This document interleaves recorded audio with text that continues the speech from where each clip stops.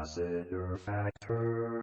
What's up, all my movie-loving maniacs? This is your boy Bangful B of the Lassiter Factor, and we are now less than a month away from Fantastic Four First Step, so I figured now is a good time to start watching all the previous attempts at the Fantastic Four movie. But wait, I'm not starting where you think I might start.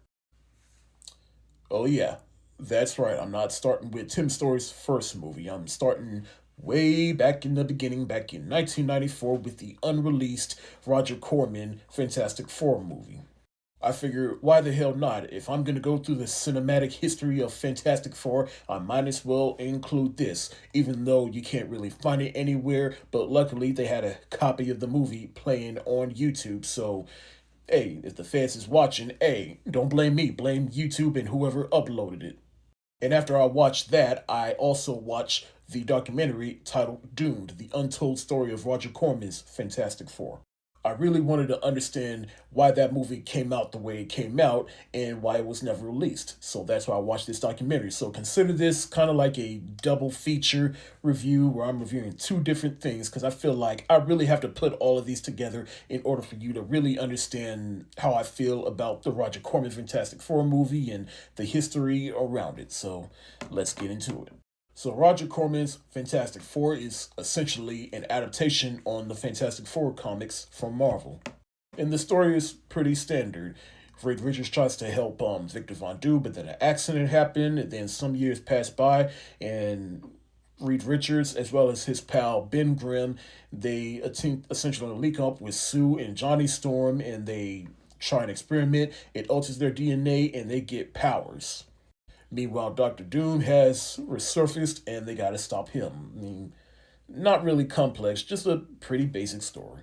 Now, as far as my personal history with the Fantastic Four in terms of comics or cartoons or what have you, I'll get more into that when I talk about Tim Story's first movie next week. But I will just say I do like the Fantastic Four. I do think that they're a unique part of the Marvel Comics. But I never knew about the Roger Corman Fantastic Four movie until like much, much later in life. I mean, I did see clips here and there and I always thought, hey, what's that? I want to see that, and never really looked into it until I learned furthermore into the history of that and knew that it was never released. But how do I feel after watching the movie? I mean, I knew the movie was going to be bad. I knew the movie was going to be dated. I knew the effects were going to be piss poor. The movie ends with Reed and Sue Storm getting married, and then he waves bye to everybody, and then you just see his hand stretch, and it's just it don't even look real or convincing. It just feels like someone it looks like a wire that he's just waving around. As far as has Ben Grimm, aka the Thing, looked in this movie, I mean it's the '90s, so there was really no real way that you can make that look convincing.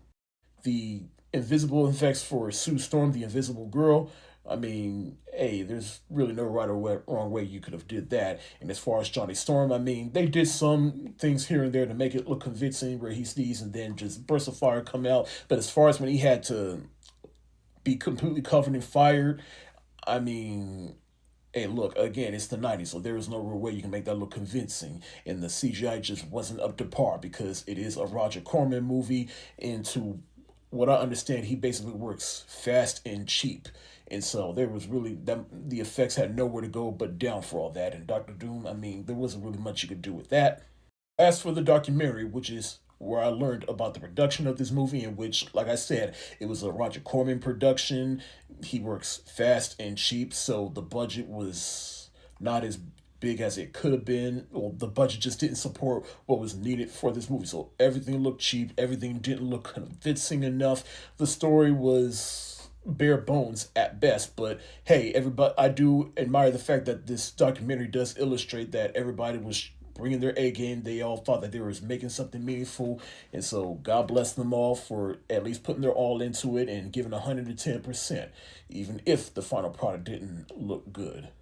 But the real meat of this documentary is when you learn that basically the whole production of this movie was just a sham because the one of the producers of this movie. They had the rights to the Fantastic Four, and he hadn't made a Fantastic Four movie in a certain amount of years. He was getting ready to lose the rights, so he basically went to, hey, Roger Corman, hey, can you make this movie? I don't care how it looks, just make the movie. And then after the movie wrapped up and they was doing press and everything, and then next thing you know, oops, sorry, this movie was never supposed to come out. It was basically, this movie was made just so I could retain the rights, and he retained the rights indeed, and then eventually Fox got a hold of the rights and made the Fantastic Four movies that came after this, and thank God those movies are relatively better than this shite. But off principle, it's just the fact that you basically shammed everybody into making a project that everybody believed, only for it to never be released. Now, luckily, somehow the film got out. It got out via bootleg, and people eventually did see the movie, and some people liked it for what it was, but some people recognized, oh, the fuckery that was going on behind the scenes with this movie. It's never a good thing when a studio makes a movie just so they can retain the rights, but to this degree was just downright upsetting. And I do feel sorry for everyone that was involved with this movie, from the cast to the crew. Everybody really thought that they was making something, and then to not get released, and they bet their careers on this, and none of them, I don't think, ever got work after this movie, so it does suck. But hey, at least it's somehow a part of pop culture. It has a cult following, and it is a footnote that we will all remember within cinema history, superhero filmmaking history, and just the history with the Fantastic Four within cinema. Look, I already knew this movie was going to be bad, but at the same time, there were some things that I was low-key impressed by, and plus the documentary does give context to this movie, but otherwise, yeah, I only saw this movie one time, and one time was good enough. So that's why I'm giving Roger Corman's The Fantastic Four from 1994 the thumbs down emoji. As for Doomed, the untold story of Roger Corman's Fantastic Four, I'm going to give that the thumbs up emoji, because I really did think that that was a pretty good and insightful documentary about this movie, and I highly recommend that you watch it. It's on Tubi currently.